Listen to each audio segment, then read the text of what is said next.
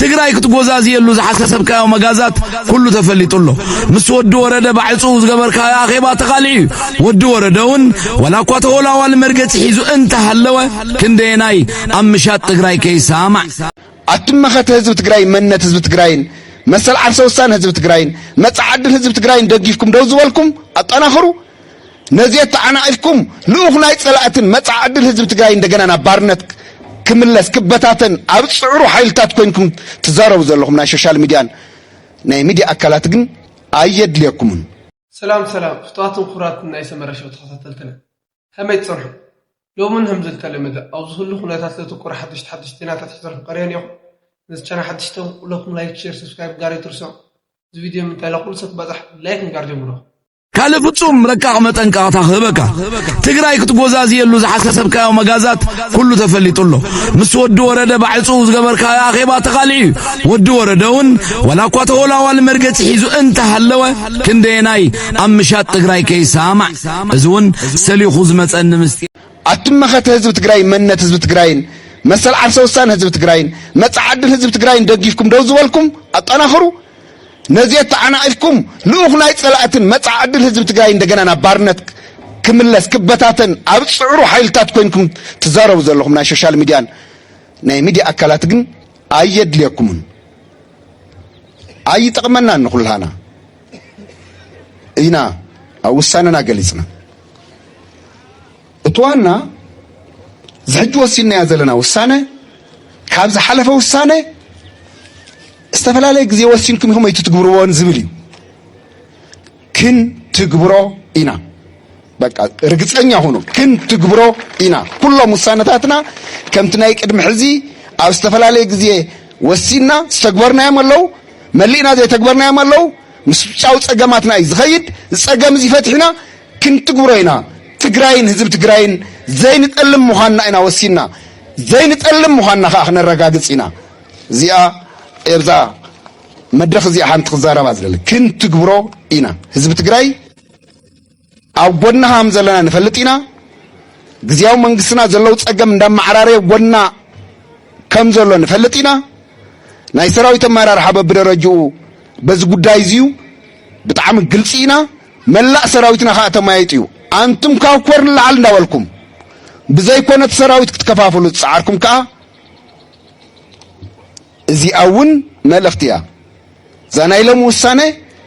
ኩላና ተማይጥና በብደረጁ ሰለስተ ደረጃ ለዓለወት አመራርሓውን ማእኸለወቱን ብሙሉእ ተጋደላይውን ተማይጡ ብሙሉእ ድምጺ ቃል ዝተኣተወ ውሳኔ ከምን ትግብረኻ አርግጸኛ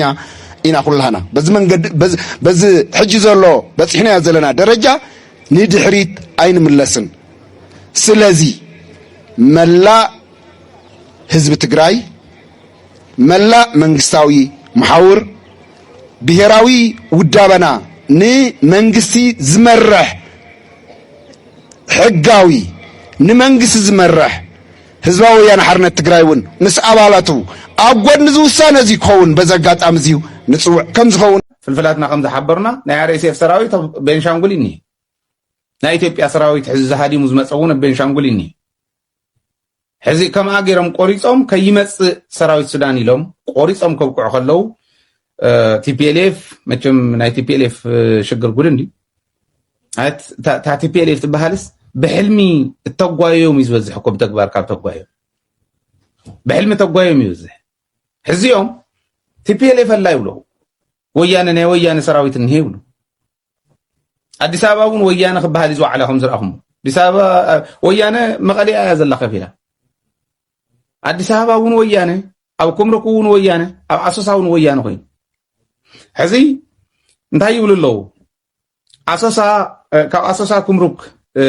زخر زنبره زراخب زنبره بيفور زبحال اورا غدنا ابزلل زلو دلدل زنبره دلدل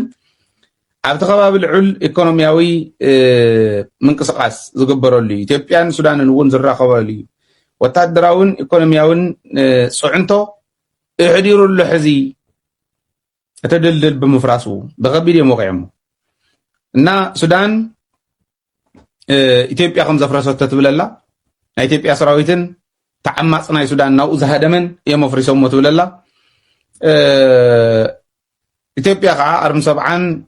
በኒን ዝበሃሉ ናይ ቤንሻንጉል ዕጡቃትን ሱዳንን ኮይኖም የመፍሪሶም ይብሉ ትድልል ግን ኣፍሪሶም ክንደይ ናይ ዝኣክል ዕንወት ይዓንኾም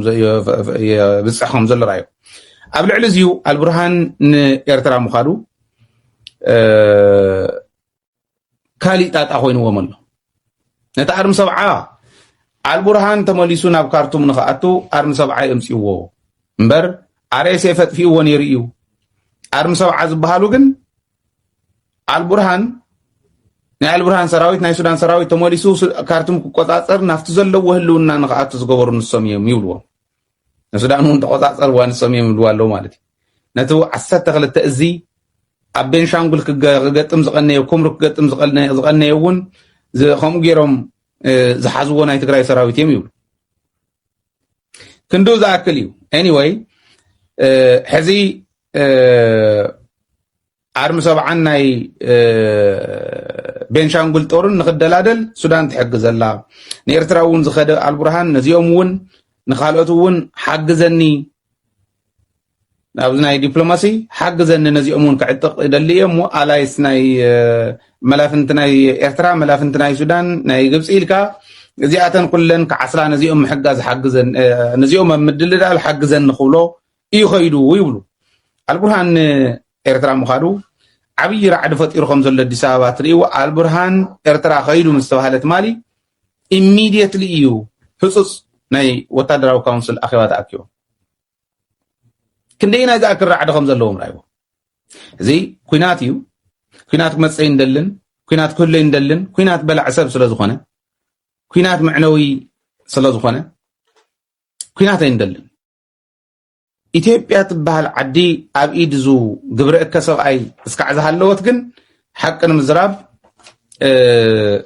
ከበድቲ ዋጋ እናኽፈለ ክኸድ እዩ እናኽፈለት እናክትከድ እያ ንዓም እዚ በደንቢ ኣብ ኣንክሮ ምርኣይ የድሊ ማለት እዩ እቲ ካሊእ ኣብ ቤንሻንጉል ጉሙዝ ዳግማይ ኩናት እዩ ተላዒሉ ዘሎ ሕዚ ናይ ከቢድ ናይ ድሮናትን ከቢድን ምልልስ እዩ ኮይኑ ዝኒሄ ኣብ ኩምሩክ ከምቲ ዝበልክዎ ኣብ ኡፍ ትበሃል ከባቢ ብደንቢ ፕሮናንስ ተገይረ ያግረም ተዘይኮይኑ ይቅርታ ይሓትት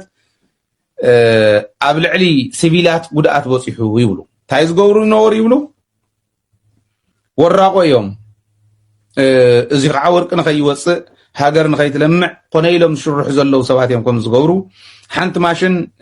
ኣብ ኩምሩክ ከባቢ ትንቀሳቐስ ስለ ዝነበረት ንዓ ኣቃፂሎማ ነዚኣ ስለ ዝወቕዕዋ ከዓ ኣብኡ ከፍቲ ከባቢ ዝነበረ ወረቃይ ተወቂዑ እዩ ማሽን ስለ ተቃፀለት ወረቃይ ክወቅዕ ኣይከኣልን ስለዚ ንናይ ቤንሻንጉል ሰራዊት ሓጊዞም ወያነ እዮም ከዓ ሓጊዞም ዝብሎ ናይ ቤንሻንጉል ሰራዊት ሓጊዞም ወያነ ከቢድ ብረት ተኩሱ ከቃፅል ማሽን